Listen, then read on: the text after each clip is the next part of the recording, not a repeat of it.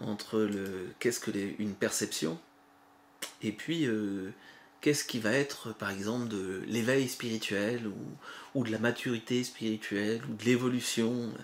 Est-ce que ça donne une information sur le niveau spirituel de la personne? Non.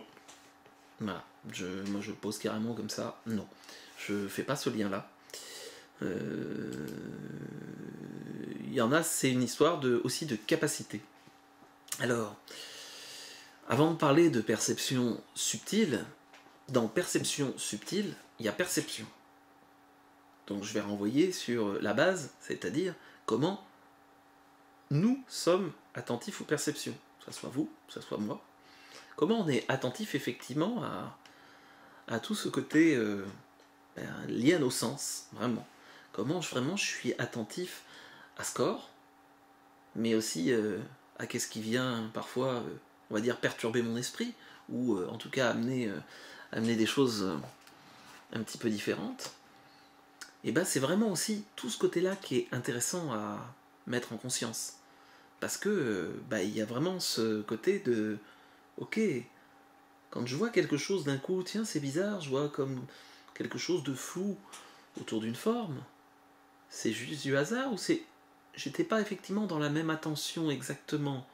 J'avais tendance à défocaliser un peu. C'est du hasard, c'est une illusion d'optique. C'est toujours intéressant aussi de faire attention aux choses qui peuvent tromper nos sens. Parce que ça existe. Ça existe. C'est tellement simple aussi de dire oula, là je vois un truc bizarre où je sens, je m'approche du visage et je sens l'énergie qui rayonne de mon visage. Non, je sens l'onde de chaleur de mon corps. C'est quelque chose qui est important. C'est de chercher d'abord une explication, on va dire, qui est sur notre niveau, on va dire, de conscience, de réalité, sur ce sur quoi on est d'accord, et puis après se rendre compte de, ok, il peut y avoir d'autres choses. Pareil en odeur. En fait, sur tous les sens, parce qu'en odeur, on peut à un moment donné dire d'ailleurs, ça se dit, ça sent pas bon cette histoire. Comment une histoire ne peut pas sentir bon?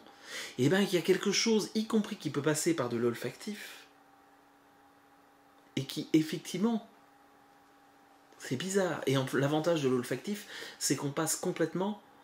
C'est quelque chose qui est d'abord, en fait, qui est perçu par le cerveau, et après qui est analysé. Alors qu'il y a la vision ne fonctionne pas de la même manière, et demande une analyse du cerveau. Donc il y a tout un tas de... Voilà, c'est intéressant de ce côté travail sur l'olfactif. D'ailleurs, ça me renvoie à des... Voilà, il y a fort longtemps, j'avais fait pas mal de choses sur les huiles essentielles. Mais je pense que vous allez voir... Vous allez voir 2-3 petites choses pour fin d'année, début d'année prochaine. J'ai envie de refaire des trucs que j'avais fait il y a 15 ans de ça, mais d'une manière un peu différente, liée aux huiles essentielles. C'est surtout donc d'être attentif déjà à vos 5 sens. Donc d'être attentif à votre corps, bien évidemment. Parce qu'en fait, qu'est-ce qui se passe quand vous rentrez dans un lieu? Est-ce que vous pouvez arriver à ressentir à certains endroits, ou même vous dites non mais moi voilà, je fais du jardin, je vais appeler, on me dit qu'il y a un gardien du jardin.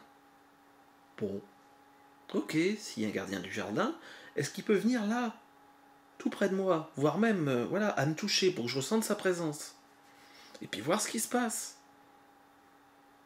Ok, en lui disant, s'il te plaît, merci, tu peux rester là. Là, on est déjà dans du concret, hein. Tu peux rester là, t'es posé, et puis vous faites un pas à droite. Vous êtes bien attentif à toutes vos sensations, que ça soit auditive, visuelle, olfactive, kinesthésique. Pouf, puis vous remettez un pas à gauche, et vous remettez effectivement dans cette énergie. Au début, vous allez dire, ouais, mais si ça se trouve, c'est juste mon mental. Ben, c'est aussi le fait de le pratiquer, et puis de faire attention, en fait, justement, à ces sensations qui diffèrent, et à se rendre compte si, à d'autres moments, vous n'avez pas la même chose.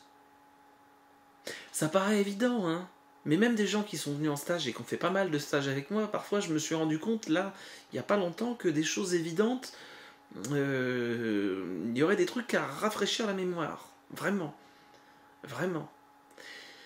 Parfois, il y en a qui me reprochent un peu le côté de dire mais tu nous enquiquines à parler que du corps, on n'est pas qu'un corps. Non, on est d'accord que oui, il peut y avoir un corps astral, il peut y avoir... il y a aussi cette partie-là. Mais là, on est avec cet outil. Donc, est-ce qu'on affine cet outil? Est-ce qu'on affine cet outil? Donc c'est vraiment voilà, ce rapport aux cinq sens, et que à partir du moment où on développe ces cinq sens, où on y prête vraiment de l'attention, c'est ce qui pourrait amener une part de sixième sens. Alors pas que. Moi, le vrai sixième sens pourrait être ce qu'on peut appeler la claire information par rapport effectivement à une situation, ce qu'on peut appeler dans certains cas un côté intuition.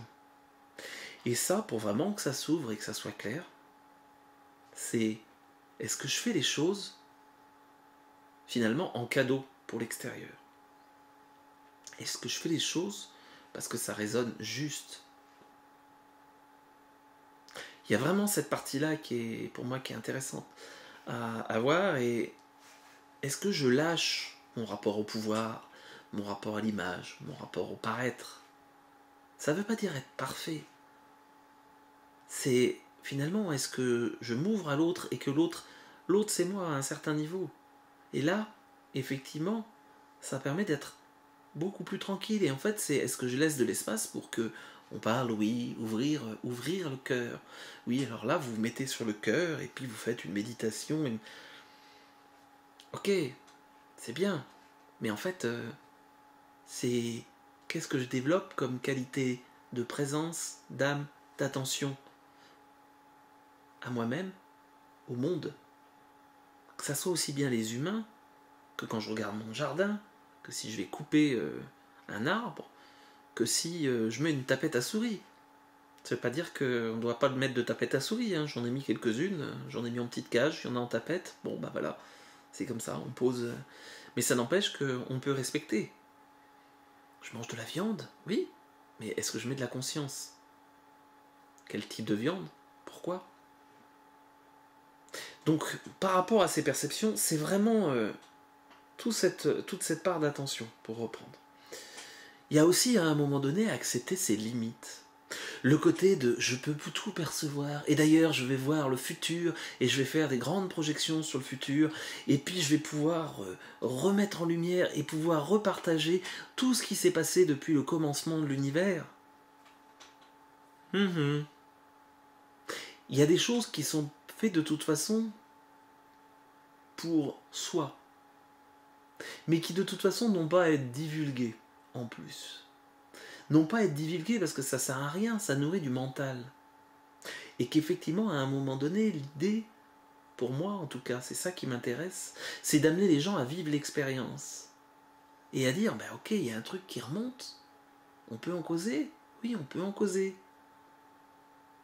Mais de nourrir le mental sur... j'étais avec quelqu'un au téléphone qui me dit, voilà, tu pourrais faire un truc qui parle des Atlantes, qui parle de l'Égypte, des pyramides, et comment ça a été fait, machin. Il y a une part où non, parce qu'en fait, la plupart du temps, ça va surtout emmener dans des gens dans du rapport à la fascination, et puis à se noyer encore plus là-dedans, et pas forcément être présent. Et à qu'est-ce qu'on construit maintenant, et qu'est-ce qu'on a besoin de construire maintenant. Ça veut pas dire que ce n'est pas intéressant. C'est juste que, voilà, donc pour faire la boucle, c'est pas parce qu'on a une perception, qu'on a une information, que c'est forcément judicieux de la diffuser. Je vais vous donner un exemple très concret. On est en train de travailler sur quelque chose par rapport à des lieux, et puis sur un des lieux, il y a le gardien qui dit, voilà, oui, tu peux le communiquer à l'extérieur, mais si les gens ne suivent pas scrupuleusement, effectivement, l'ordre que quelque part qui m'a montré, c'est pas grave. Ils vont juste passer une porte. Et puis ça ira mieux après. Ça veut dire mourir, le passer une porte. Bon, je pense que je ne diffuserai pas au public ce lieu. Peut-être que j'emmènerai des gens sur place, oui. C'est pas impossible. Mais voilà, il y a parfois aussi vraiment ce côté de comment amener les gens à toucher du doigt quelque chose. C'est un peu ce qu'on fait quand on part dans les... Voilà, que ça soit en stage d'intro, ou que ça soit ou dans les voyages en Irlande. Là, cette année, on va refaire l'Irlande et puis l'Islande. Bah, c'est effectivement... C'est en même temps d'amener les gens sur des lieux qui vont favoriser quelque chose. Mais c'est pas moi qui fais le boulot. C'est pas moi qui fais le boulot. Je pose un cadre de sécurité pour que les gens puissent expérimenter et aller aussi loin que eux peuvent aller. Et c'est vraiment ça pour moi dans les perceptions aussi. Plutôt que de... Oui, alors là, je vais vous ouvrir vos grandes perceptions. Ok, mais si d'un coup vous avez une formule magique pour que vous soyez en capacité de tout voir, de tout entendre, de tout ressentir dans votre corps, j'ai revu passer un film qui s'appelle Patient 14.